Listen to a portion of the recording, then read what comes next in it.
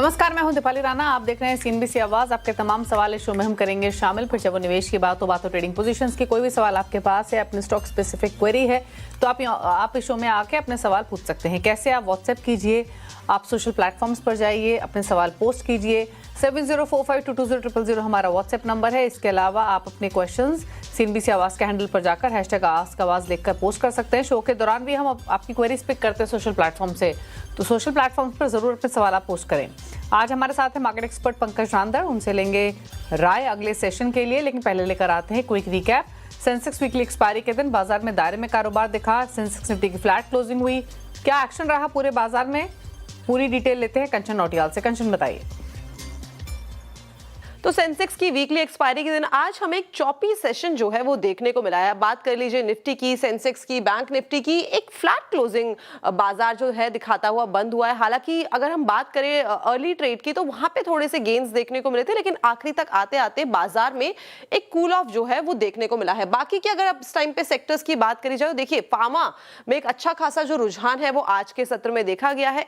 लेकिन अगर आईटी की बात करें तो ये अपने ऊपरी स्तरों से थोड़ा बहुत जो है फिसलता हुआ नजर आया है। डिफेंस में अच्छा आज रुझान था। पीएसयू बैंक एक हल्की फुल्की तेजी के साथ बंद हुआ है। ऑटो का भी वही हाल है। लेकिन अगर हम फ्लिप साइड में देखें तो एफएमसीजी, फाइनेंशियल्स और कैपिटल मार्केट में आज थोड़ी सी मंदी का सत्र जो है वो देखा गया है। अब बात करते हैं कि इस टाइम पे स्टॉक स्पेसिफिक एक्शन किस तरीके का रहा है। तो निफ्टी के बढ़ने वाले शेयर्स की बात करी जाए तो टाटा मोटर्स पीवी में अच्छा खासा रुझान था। आयशर मोटर्स, भारत इलेक्ट्रिकल्स और साथ ही साथ मैक्स हेल्थकेयर अच्छी खासी तेजी के साथ आज बंद होते हुए दिखाई दिया। इनफैक्ट पूरा ही ऑटो सेक्टर आज सुबह से बजिंग मोड में था। अगले हफ्ते इसके नंबर्स भी आने वाले हैं। फरवरी का जो ऑटो सेल्स का डेटा है उससे पहले ये रुझान है।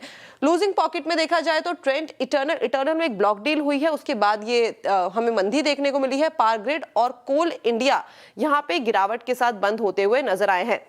ग्लोबल की उसकी इस टाइम पे बात करी जाए तो वो भी कुछ इतने ज्यादा खास नहीं थे। इस टाइम पे मिड कैप में बात कर ले तो मिड कैप में आज जो रुझान है हालांकि पॉजिटिव साइड में था। Oracle financial, Mankind, tube investment और आईडीएफसी फर्स्ट बैंक अच्छी खासी तेजी के साथ बंद हुए हैं। तो ऑन एंड ऑल अगर हम बाजार की बात करें तो बाजार एक दायरे में जो है सेंसेक्स की वीकली एक्सपायरी के दिन बंद होता हुआ नजर पड़ा है। शुक्रिया कंचन, ये पूरी डिटेल्स बताने के लिए। अब फटाफट से अगले सत्र की क्या तैयारी आपकी होनी चाहिए, क्या ट्रेडिंग पोजीशंस आप बना सकते हैं, इस पर बातचीत करते हैं। पंकज, नमस्कार। बताइए पहले तो चार्ट्स देखकर, डेटा देखकर क्या रणनीति आपकी रहेगी अगले सेशन के लिए निफ्टी बैंक निफ्टी पर? Good evening Deepali ji and good evening to all the viewers. Deepali ji, देखिए निफ्टी तो बेहद सीमित दायरे में कारोबार करते हुए नजर आया है। 5-6 पॉइंट के आसपास की तेजी के साथ में बंद हुआ। बहुत ही फ्लैट सेशन रहा है। एक्सपायरी थी सेंसेक्स की तो उसके चलते भी है, और ओवरऑल एक डर बना हुआ है मार्केट के अंदर। जब तक पूरी क्लैरिटी नहीं आती मार्केट के अंदर, बड़ी तेजी की संभावना थोड़ी सी कम लगती है। मुझे लगता है कि कोई भी उछाल जो है 25,750 से 800 की रेंज में, उसमें एक बिकवाली का अटेम्प्ट लेना चाहिए with the stop loss of 25,950 का। और लोअर लेवल पे मुझे लगता है कि 25,550 के लेवल्स जो है दोबारा एक बार देखने मिल सकते हैं, जो आज के क्लोज के करीब करीब है, और उसके बाद में दरवाजे खुल सकते हैं 25,350 की। तो मेरा जो रुझान है मार्केट के ऊपर वो साइडवेज थोड़ा सा निगेटिव लगता है। अभी भी थोड़ा प्रेशर में मार्केट नजर आ रहा है यहाँ पे, इंडाइसिस पॉइंट ऑफ व्यू से बता रहा हूँ। और दूसरा जो बैंक निफ्टी है, कहीं थोड़ा सा रेजिलियंस दिखाकर आज जहां पर खुला मार्केट उसी के आसपास का हाई बना के वहीं आसपास आकर क्लोज होते हुए नजर आया है। मुझे लगता है बार्गेनिंग पावर जो है अभी भी थोड़ा बहुत जो बचा है वो बैंक निफ्टी के अंदर बचा हुआ है। लेकिन इसमें भी अगर 61,700 तक की अगर कोई लेवल आती है तो एक बिकवाली का मौका देखना चाहिए वहां पर, और ओवरऑल जो है स्टॉक स्पेसिफिक मार्केट रह सकता है। दीपाली जी, ओके, स्टॉक स्पेसिफिक अप्रोच क्या रहेगी? दीपाली जी, देखिए एलटी फाइनेंस के ऊपर फ्यूचर्स में खरीदारी की सलाह रहेगी। 2 दिन इसने अपना एक लाइफ टाइम हाई भी बनाया था, और वहीं से थोड़ा बहुत फिजल आउट हुआ है। मुझे लगता है कि लोअर टाइम फ्रेम के ऊपर वापस दोबारा रेजिलियंस दिखाने के लिए दिखा दिया है इसने। 299 की रेंज में इसमें खरीदारी की सलाह रहेगी फ्यूचर्स में। 295 के एक स्टॉप लॉस के साथ में इसमें होल्ड करने की सलाह रहेगी। 1 से 2 दिन के अंदर इसके अंदर 306 रुपए तक के टारगेट्स देखने मिल सकते हैं। दीपाली जी, ओके, बात करते हैं व्यूअर्स के साथ। आदित्य, पहले व्यूअर कानपुर से हमारे साथ कनेक्टेड हैं। आदित्य, नमस्कार। बताइए क्या सवाल है आपका? नमस्कार। मेरा सवाल, मेरे दो स्टॉक्स मेरे पास में। एक तो पहले मैं पूछना चाहूँगा जेएसडब्ल्यू एनर्जी। जेएसडब्ल्यू एनर्जी करीब 80 शेयर्स है मेरे पास, 498 के रेट पे, ऑलमोस्ट लगभग अपने प्राइस पर आज आ गया है। क्वेश्चन मेरा ओके। ये है कि इस कंपनी का जो डेट है वो लगातार कॉन्टिन्यूसली इंक्रीज कर रहा है जब हम फाइनेंशियल देख रहा हूँ। तो इस एक रिस्क लगता है कि ये कंपनी ग्रो कर रही है या मेरे रिटर्न आएंगे या नहीं आएंगे आगे फ्यूचर में।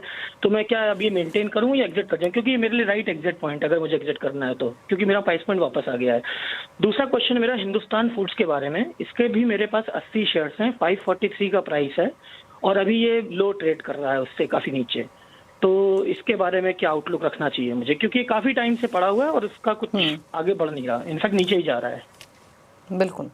क्या राय रहेगी Pankaj? JSW energy 498, Hindustan foods 543। जी देखिए, जेएसडब्ल्यू स्टील के अंदर एक राइजिंग वेज का एक पैटर्न बना हुआ है यहाँ पे, और मुझे लगता है कि इसमें होल्ड करने की सलाह रहनी चाहिए। यहाँ पे 480 का एक स्टॉप लॉस मेंटेन करे और मोमेंटम को एंजॉय करे। एक बार ये 510 का अगर क्लस्टर क्रॉस कर देगा तो 540-550 रुपए तक के टारगेट जो है शॉर्ट टर्म के इसके अंदर देखने मिल सकते हैं। अभी मोमेंटम में स्टॉक है, जरूर इसको होल्ड करके चलना चाहिए with stop loss of 480। Okay, बात करते हैं अब चरण सिंह से। मानेसर गुड़गांव से हमारे साथ कनेक्टेड है। चरण जी नमस्कार, पूछिए सवाल। दीपल मैडम नमस्कार। नमस्ते। मैडम दो सवाल, एक मनेक्शिया लिमिटेड है और एक सिम्फनी है मेरे ओके। पास। सिम्फनी में क्या है आपका खरीदारी का भाव? 845 है। और आपका होराइजन क्या है? ये 1 साल तक तो है ही मैम। अच्छा, 1 साल के लिए आप रख सकते हैं। सिम्फनी 845 की बाइंग है, 836 पर बंद हुआ है, राइट? जी। ओके। पंकज जी, क्या सलाह रहेगी सिम्फनी पर 845 की खरीदारी के भाव से? अभी तो इनके भाव के आसपास ही है और जैसे इन्होंने मेंशन किया कि 1 साल ये रुक भी सकते हैं, तो 1 ईयर के पॉइंट ऑफ व्यू से, long term point of view से क्या सजेशन? और एक मनेक्शिया लिमिटेड की इन्होंने बात की, आमतौर पर स्टॉक की चर्चा कम होती है, अगर आप कमेंट करना चाहें तो। सिम्फनी में मुझे लगता है कि एक 805 के आसपास का एक बेस बना हुआ है यहाँ पे डेली टाइम फ्रेम के ऊपर। अगर वो तोड़ता है तो एग्जिट करने की सलाह रहेगी। हालांकि ये काउंटर ने लोअर लोज के फॉर्मेशंस दिखाए हैं और 200 डेमा और 20 डेमा के नीचे काउंटर ट्रेड कर रहा है। इवन स्विंग लोज के नीचे भी आकर ये ट्रेड करना शुरू किया है।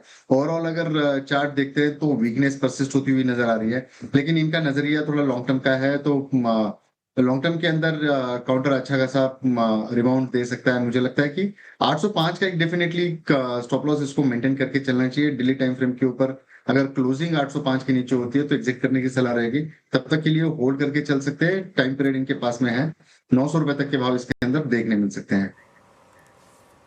ओके, तो 900 रुपए तक के भाव देखने को मिल सकते हैं, होल्ड करने की सलाह है आपके लिए, ये सजेशन है। बात करते हैं चलिए अगले व्यूअर से, और हमारे साथ सवाल पूछने के लिए अगले व्यूअर जानेश्वर दयाल गाजियाबाद से कनेक्टेड हैं। सर नमस्कार, बताइए क्या सवाल आपका? नमस्कार जी, मेरा सवाल ये है कि मैंने होंडाई के 14 शेयर लिए थे आईपीओ में, और ये 1 साल से ज्यादा हो गया इसको। अभी ऊपर का 28 तक भी गया था शायद ये, और अभी फिर नीचे ही आ रहा है। अब तो क्या करना है मुझे इसमें? दूसरा सवाल मेरा ये है कि एसबीआई के मैंने 760 में 25 शेयर लिए थे, तो इसको अभी मैं होल्ड कर दूं या अभी इसको सेल आउट कर दूं? ये मुझे एडवाइस चाहिए आप लोगों से। आपका होराइजन क्या है इन दोनों शेयर्स में? होल्ड कर सकता हूं। ओके, होल्ड कर सकते हैं। एसबीआई 760 की बाइंग शानदार मुनाफे में है, 450 रुपए का फायदा पर स्टॉक हो रहा है। हुंडई में आईपीओ की बाइंग है 1900 के आसपास की। यहाँ क्या करें, क्योंकि डेफिनेटली सही कहा इन्होंने, 2800 तक गया था स्टॉक, वहां से लगातार हल्का हुआ है। क्या सजेशन? यही देखिए, हुंडई के अंदर का जो स्ट्रक्चर बना हुआ है एक बेहद कंसोलिडेटेड है। पिछले 4 दिन पहले एक अच्छा मूव दिया था यहाँ पे 2350-2360 के आसपास का एक मूव दिया, और उसके बाद में दोबारा इसमें एक फिजल आउट होते हुए नजर आया है। समय का अगर तकाजा नहीं है इनके पास में, लॉन्ग टर्म होराइजन से अगर ये काउंटर रखते हैं तो डेफिनेटली होल्ड करने की सलाह रहेगी, लेकिन स्टॉप लॉस जरूर मेंटेन करके चले। थोड़ा सा दूर का स्टॉप लॉस मैं बता रहा हूँ 2050 रुपए का। पोजिशनल पॉइंट ऑफ व्यू से इसमें मेंटेन करके चले। ऊपरी लेवल पर 2370 और 2450 रुपए तक के भाव देखने मिल सकते हैं। एक बड़ा ब्रेकआउट जो है वो 2370 के ऊपर यहाँ पर देखने मिल सकता है, तो होल्ड करने की सलाह रहेगी विद द स्टॉप लॉस। दूसरा जो काउंटर इन्होंने बताया एसबीआई बेहद ही शानदार प्लेस्ड है, जल्दबाजी करने की जरूरत नहीं है इसके अंदर। कोई भी लेवल पर अगर गिरावट यहाँ पे आती है इस काउंटर में तो डेफिनेटली एक बाइंग अपॉर्चुनिटी की तरह देखना चाहिए, लेकिन स्टॉप लॉस जरूर ट्रेल करके चले। मुझे लगता है 1080 रुपए का एक स्टॉप लॉस यहाँ पर मेंटेन करके चले, ताकि at any point in time loss में नहीं होगा काउंटर, और मोमेंटम को एंजॉय करे। डेफिनेटली होल्ड करके चले। बहुत जल्द इसके अंदर मुझे लगता है कि 1500 रुपए तक के लेवल्स आने की क्षमता है। ओके दिनेश, अगले व्यूअर हमारे साथ सवाल पूछने के लिए। दिनेश जी नमस्कार, बताइए क्या सवाल है आपका? सर मैम नमस्कार सर। सर मेरे दो सवाल है सर। एक तो बजाज हाउसिंग फाइनेंस के मैंने 1000 शेयर लिए थे 110 के रेट पे, तो अभी इसको 3 महीने के आसपास होने वाले हैं और अभी मैं लॉस में चल रहा हूँ सर, तो मैं इसको होल्ड करूँ या इसको सेल कर दूँ? पूछ लेते हैं क्या सजेशन रहेगा, क्या सलाह रहेगी इनके लिए। दो बजाज हाउसिंग फाइनेंस पे 110 की बाइंग और भारतीय एयरटेल 2078। देखिए आईपीओ की समय से ही बहुत सुर्खियों में रहा हुआ स्टॉक है। मेरा जो व्यू है इसके अंदर का वो पॉजिटिव है। जीरो डेट कंपनी लगती है यहाँ पे, और ये इसकी गिरावट जो है वो टेक्निकली डेफिनेटली बहुत ज्यादा हो चुकी है यहाँ पे। मुझे लगता है इसके अंदर 4 से 5 साल का होराइजन रख के चले, और हर स्टैंडर्ड डीप के वहां पे एक बार रिव्यू लेकर चले। मुझे लगता है 75 के आसपास का एक स्टॉप लॉस मेंटेन करे और इसको होल्ड करे। 110 के ऊपर एक बार एक काउंटर निकल जाए तो मुझे लगता है कि इसके अंदर की रैली जो है वो जबरदस्त हो सकती है। ओके और भारतीय एयरटेल पे क्या रहा है यहाँ पर? 2078 की बाइंग है मैम। भारतीय एयरटेल नो ब्रेनर है, काउंटर काफी बढ़िया प्लेस्ड है, और मुझे लगता है कि इसकी जो गिरावट है ये पिछले 4-5 दिनों के अंदर की जो गिरावट है वो हो चुकी। यहाँ पे एक 1900 रुपए का बेस बनाकर काउंटर ने एक रेजिलियंस दिखाया। होल्ड करने की सलाह रहेगी। अगर ट्रेडिंग पर्सपेक्टिव से अगर आप देख रहे हैं इसको तो 1980 और 2000 तक के भाव देखने मिल सकते हैं, और पोजिशनल पॉइंट ऑफ व्यू से आप इसको 2100 रुपए के आसपास एक रिव्यू लिया जा सकता है वहां पे। ओके बात करेंगे अब रमेश से। अगले व्यूअर है हमारे साथ सवाल पूछने के लिए। रमेश जी नमस्कार, बताइए क्या सवाल है आपका? नमस्कार मैम। मेरे पास मैम 3 शेयर है मैम। एक EIH होटल है 355 रुपए में 1000 शेयर। ओके। और इसके अलावा मैम 2800 रुपए के भाव से 400 शेयर हैं GRSE के। ओके। और मैम इसके अलावा मैम 1000 शेयर है 510 पे वो KPI ग्रीन। कौन सा बताया आपने तीसरा stock? Ma'am KPI green 1000 share take यहाँ पर 510 के बैंक। और तीनों में आपका लंबी अवधि का व्यू है? मैम 2 से 3 महीने। ओके 2 से 3 महीने का व्यू है, एक एक करके राय लेते हैं। पहले बताइए EIH होटल 355 की बाइंग है पंकज। होल्ड करने की सलाह रहेगी, लेकिन बिना स्टॉप लॉस के इसको होल्ड करना नहीं है यहाँ पे। मुझे लगता है कि 320 का एक स्टॉप लॉस मेंटेन करें यहाँ पे। ऊपरी लेवल पर 340 की एक बार लेवल क्रॉस होती है। लोअर टाइम फ्रेम के ऊपर 200 डिमा की लेवल है ये, अगर ये क्रॉस हो जाती है तो मुझे लगता है 355-370 रुपए तक के टारगेट्स इसके अंदर देखने मिल सकते हैं। गार्डन रिच शिपयार्ड के अंदर की जो मूवमेंट है अभी आज काफी बढ़िया चला है स्टॉक, और इसमें भी होल्ड करने की सलाह रहेगी। लेकिन मेरा जो इसके अंदर का टाइम होराइजन है वो मुझे लगता है कि 1 साल तक का आप इसको समय देना चाहिए। काफी बढ़िया क्वालिटी का काउंटर है। इसका जो ब्रेकआउट की जो लेवल आ रही है ये 2490 के ऊपर दिख रही है यहाँ पे। जब भी एक बार 2490 क्रॉस करे मुझे लगता है बहुत फास्ट ये काउंटर के अंदर मूवमेंट आ सकती है 2650 रुपए तक की। होल्ड करके चले, और लोअर लेवल पे अगर एक काउंटर मिलता है तो इसमें एक्यूमुलेशन की सलाह रहेगी। ठीक है, बात करते हैं हर्षिद ठक्कर से, अहमदाबाद से कनेक्टेड हैं। ठक्कर जी नमस्कार, बताइए सवाल। हेलो सर जी, मेरे गॉडफ्रे फिलिप के मेरे पास 40 शेयर है अभी, तो अभी क्या करूं मैं? अभी वो होल्ड करूं या मैं सेल करूं या फिर क्या करूं उसको मैं? गॉडफ्रे फिलिप्स, आपका होराइजन क्या है पहले वो बताइए प्लीज। अभी वो शॉर्ट टर्म के लिए वो मैंने लिया, प्लानिंग करा शॉर्ट टर्म के लिए। अभी देखा मैं तो बहुत अभी डाउन हो गया। जब आई थिंक इसमें स्टार्टिंग में देखा तो 2400-2500 का था, तो उसको तब मैं शॉर्ट टर्म के लिए कुछ बाई करूं मैं, तभी करा तो हर रोज पता नहीं वो डाउन ही होता जा रहा है अभी। तो अभी क्या करूं मैं, अभी उसका मैं होल्ड करूं कि फिर निकल जाऊं वहाँ स्टॉक में से? शॉर्ट टर्म का व्यू है गॉडफ्रे फिलिप्स 2295 की बाइंग है, क्या सजेशन रहेगा इनके लिए इस पोजीशन में? लास्ट वीक ये काउंटर करीब करीब मुझे लगता है 25% से 28% के आसपास की एक मूवमेंट दिया है और वहां से थोड़ा फिजल आउट हुआ है 2635 की लेवल से और डेफिनेटली वहां से एक बड़ी गिरावट यहाँ पर परसिस्ट हुई है। काउंटर का जो तासीर है वो काफी एग्रेसिव है। मुझे लगता है कि कंपनी बहुत अच्छी स्थिति में है। टेक्निकली डेफिनेटली थोड़ा सा पेन जरूर है यहाँ पे, लेकिन इसको होल्ड करने की सलाह रहेगी। स्टॉप लॉस आप मेंटेन करके चल सकते हैं 1950 रुपए के आसपास का और एक बार दोबारा इसके अंदर एक जो है रैली विटनेस हो सकती है। होल्ड करने की सलाह रहेगी यहाँ पे। ओके, होल्ड करने की सलाह है। रुक रहे हैं इसी के साथ एक ब्रेक के लिए भी, जब लौटेंगे तो कुछ और क्वेरीज को शामिल करेंगे, कुछ सोशल मीडिया से भी करेंगे क्वेश्चंस को पिक। जल्द वापस आते हैं छोटे से ब्रेक के बाद। आप देख रहे हैं सीएनबीसी आवाज, लेते हैं सवाल और एक सवाल हमें भेजा है व्हाट्सएप के थ्रू सुबाहू ने सिलवासा से और इनका सवाल है एक्साइड इंडस्ट्रीज पर 570 की बाइंग है, 4000 शेयर है, जानना चाहते हैं क्या करें इस पोजीशन में लंबी अवधि के हिसाब से, बताइए क्या सलाह रहेगी? एक्साइड इंडस्ट्रीज एक काफी सीमित दायरे में कारोबार कर रहा है, लेकिन काउंटर के अंदर लोअर लेवल से काफी अच्छा रेजिलियंस भी देखने मिला है, तो होल्ड करने की सलाह रहेगी।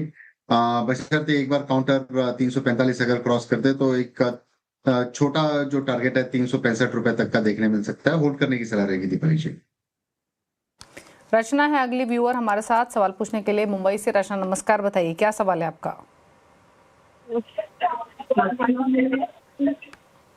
रचना टीवी के जरिए बात मत कीजिए प्लीज, टीवी की वॉल्यूम कम करके अपना सवाल पूछिए।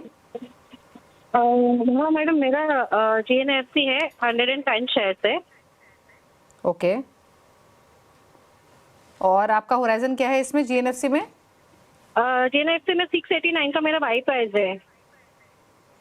ओके, तो फिलहाल तो लॉसेस में 230 रुपए के आसपास का नुकसान हो रहा है इन्हें, और क्या करना चाहिए इस पोजीशन में पंकज आपके हिसाब से? देखिए मैम, काफी ऊपर की लेवल से काफी स्टॉक गिर चुका है और वॉल्यूम के कंसर्न्स जो है पिछले 2 महीने में लगातार देखने मिले। मुझे लगता है ये स्टॉक से फिलहाल एक बार एग्जिट लेने की सलाह रहेगी। थोड़ा सा वल्नरेबल हो सकता है, एक बार कोई थोड़ा बहुत छोटा बहुत उछाल मिल जाए यहाँ पे 470 के आसपास का, तो एग्जिट करने की सलाह रहेगी। ओके, बात करेंगे रवि से, अगली व्यूअर है हमारे साथ दिल्ली से। रवि नमस्कार, बताइए क्या सवाल है आपका? नमस्कार जी, बढ़िया। मेरे दो सवाल है, एक डेवलपर और दूसरा सीरियल। मेरे पास 600 शेयर है 230 एंड क्या करना है? सीडीएसएल 1620 आपने बताया, दूसरा स्टॉक कौन सा है और किस भाव का है? आपकी आवाज नहीं आ रही है क्लियरली रवि, माफी चाहूंगी मैं आपका अगला स्टॉक नहीं सुन पा रही हूँ। मैं सीडीएसएल पर राय ले लेती हूँ। यहाँ नुकसान है इनको 350 रुपए के आसपास का, क्या करना चाहिए सीडीएसएल में?